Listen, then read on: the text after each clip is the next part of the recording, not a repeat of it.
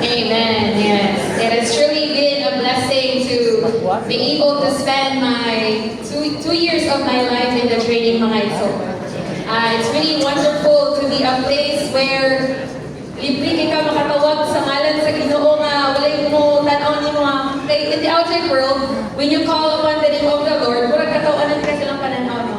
But in the training it's wonderful talaga to be in that place where you can really call on the name of the Lord at any time, at any place without no one looking you funny.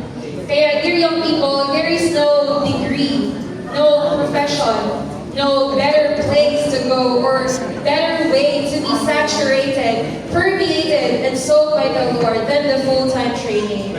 Amen. But what keeps us going on the training is our love towards the Lord. Most of my batchmates, they are licensed teachers. They are, I also have a batchmate who is a dentist. No? Most of them already have license.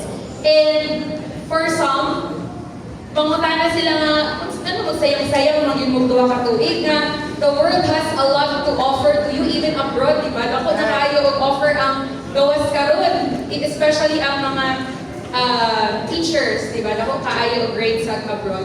But why we give our 2 years to the Lord? Is it a waste, no? But hindi tayo siya kawa nga butang. Isa Ginoo, this is something that will have an eternal weight of glory. Kaya, dear young people, no, our prayer is that the Lord would really gain your heart and give your best 2 years to the Lord. Dili siya sayang mga igsoon. Ang sara ng buwang katuig, no, it's like a fragment of a whole. You give your 2 years, but you gain everything in the training.